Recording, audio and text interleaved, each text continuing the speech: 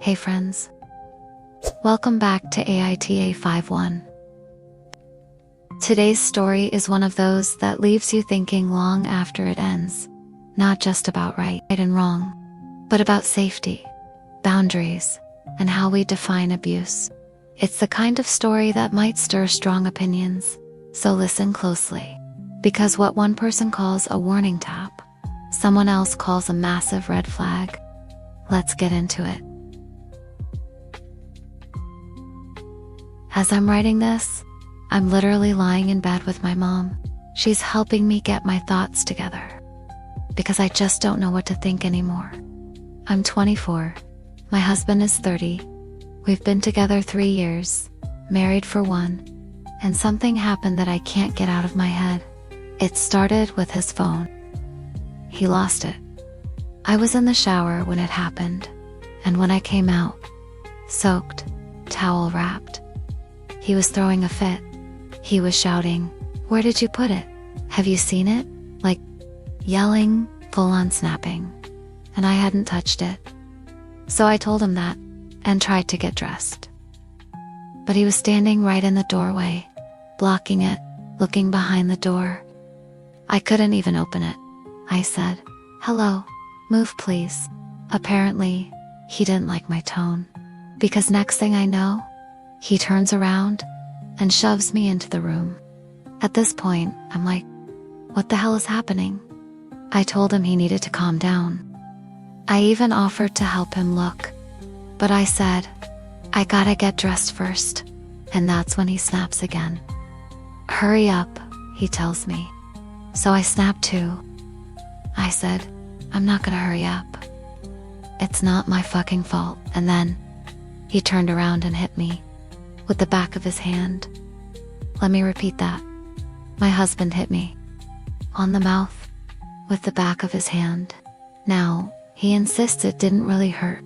He called it a warning tap because of my attitude. But I was stunned.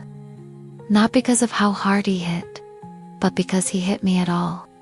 So I did what any scared, overwhelmed person might do. I left. Right then and there. I called my mom. I went to her house. I didn't go back. The next day, my brother took me over to grab a few things. My husband looked at me and asked, "Is all this really necessary?" And I said, "Yeah, it is. When you abuse your wife." And that's when he lost it. He was furious that I called it abuse. Said I could ruin his career using that word. He screamed, said I didn't even get hurt. But to me, that word fit, because that's what it felt like. Now he's been texting me, threatening divorce if I use that word again, or if I tell someone important. He's more concerned about his reputation than what he did. So here I am, wondering, am I the asshole for calling it abuse? For saying it out loud? For maybe ruining his career? Or am I just finally telling the truth? Wow, this story hits hard. Not because of the physical pain, but because of how Azalea was dismissed. A shove. But when someone minimizes harm while escalating control, that's not a little thing. Let's talk about that word. Abuse. It doesn't always look like a broken nose or a trip to the ER. Sometimes, it's subtle. It's being shoved, slapped, controlled. It's fear, in a place where you should feel safe. The truth is, it doesn't have to hurt to be abuse. If someone hits you, and then tries to convince you that it didn't count, that it was just a warning, that it's your fault, that's not love. That's not protection. That's manipulation. And honestly, the fact that he was more afraid of losing his career than losing you, that says everything. To the woman who wrote this, you are not the problem. You are not overreacting. You are not the bad guy. You're surviving. You're protecting yourself. And you're telling the truth. If you've ever questioned whether something counted as abuse, that's already a sign something's wrong. You deserve love that doesn't come with fear. You deserve a home where you don't flinch when someone gets angry.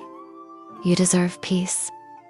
And if you're watching this right now, and you feel like you're walking on eggshells in your own relationship, please know this. You're not crazy. You're not dramatic. You are allowed to feel safe. If this story moved you, helped you, or made you think, please like the video and subscribe to the channel. It helps these stories reach others who might need to hear them. And above all, take care of yourself.